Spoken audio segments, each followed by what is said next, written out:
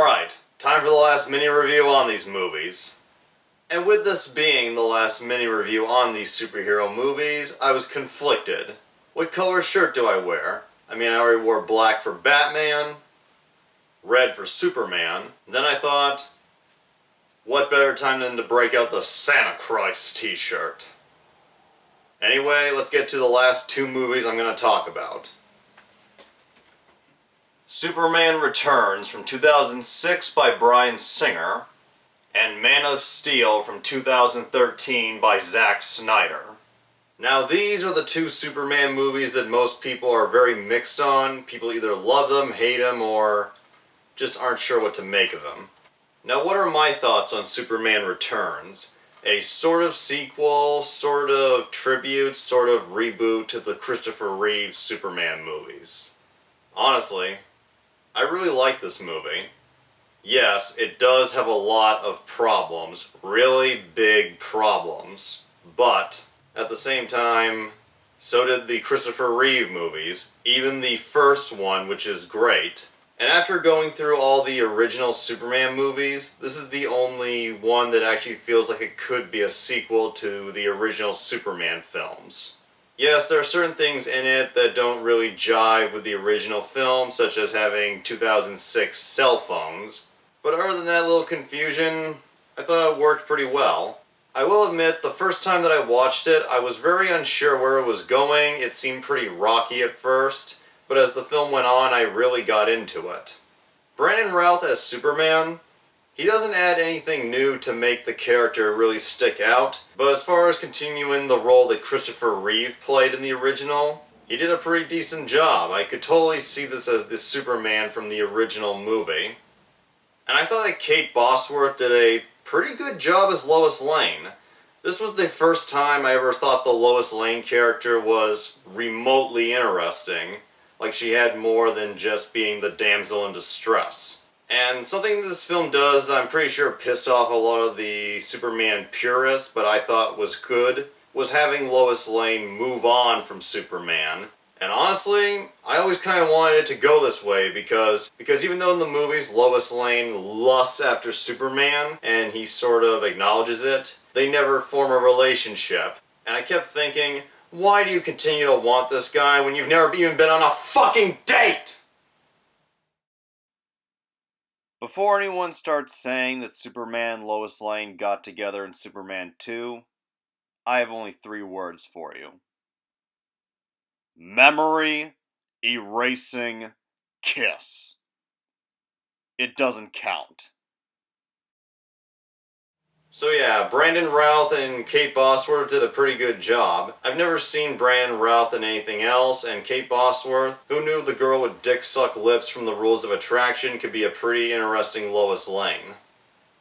And Kevin Spacey as Lex Luthor, he does just a good job as Gene Hackman, except in Superman Returns, Spacey's Lex Luthor is actually a threat. And unlike Hackman's Lex Luthor, this one's a little bit smarter. So I'd say Superman Returns is not perfect, but it had enough good points to win me over. Some of the CGI is bad, and Superman's at one point stalking of the now moved on Lois Lane was a little creepy for me.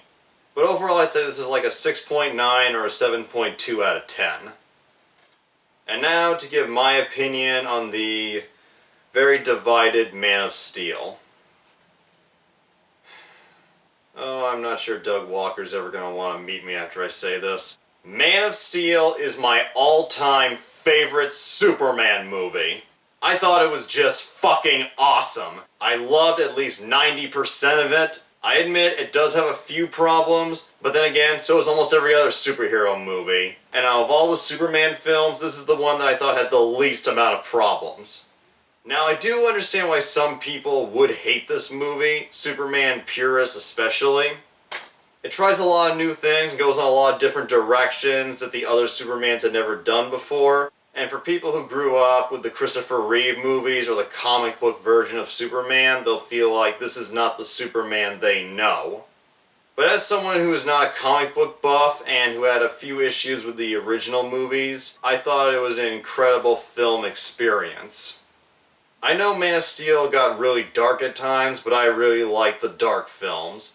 And before anyone says it's just The Dark Knight but with Superman, yes, there are similarities to The Dark Knight, especially because it was produced by the same people, but I thought where everything The Dark Knight failed at, Man of Steel did it 100 times better the way it should be done. And as to the big argument people have about this Superman being reckless and letting too much property get destroyed, for anyone who has seen the film and who paid attention, all the big fight scenes that result in most of Metropolis getting destroyed, it all happens on what is arguably Superman's very first day as a superhero. So to me, I think it's understandable that he would be a bit rusty, that he wouldn't have gotten the hang of it yet. And I think seeing the whole city get destroyed was fucking cool. Henry Cavill as Superman. Okay, I will admit, I was a little unsure of him at first, and at times he can be a little stiff in his delivery of lines, but as far as playing a guy who finds out that he is destined to be a superhero and that he has to protect humanity, who is a bit immature and not gotten the hang of it, he really nailed the part. Amy Adams as Lois Lane. I loved Amy Adams as Lois Lane. She created a great character who up until this point had been the most useless bitch in movie history. This Lois Lane, she actually tries stuff. She doesn't just sit on the side and let Superman do everything. She does end up in situations where she needs to be saved, but here's the thing, and I love this part, she never calls for help. When she's in a situation where it seems like she's going to die and Superman just saves her at the last second, she looks afraid, but you see, she is ready for it to happen. And even though she really doesn't do a ton in the movie, she at least tries. More than Margot Kidder ever did. I just thought this was the best written Lois Lane had ever been, and I look forward to seeing Amy Adams return. One can only hope that the writers don't fuck up again. And the last important thing to mention, Michael Shannon as General Zod. When I first saw what he looked like as the character of General Zod, I wasn't expecting much. I thought he looked like Moe from the Three Stooges.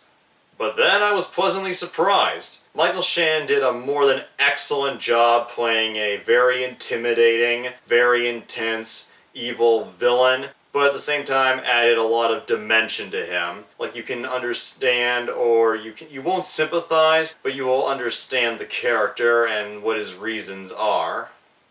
And Michael Shannon has such a commanding voice and presence that you can totally see him playing this general with so much authority. Scenes where he gives simple lines such as, "Concentrate all fire on the main gate," or "Target that aircraft."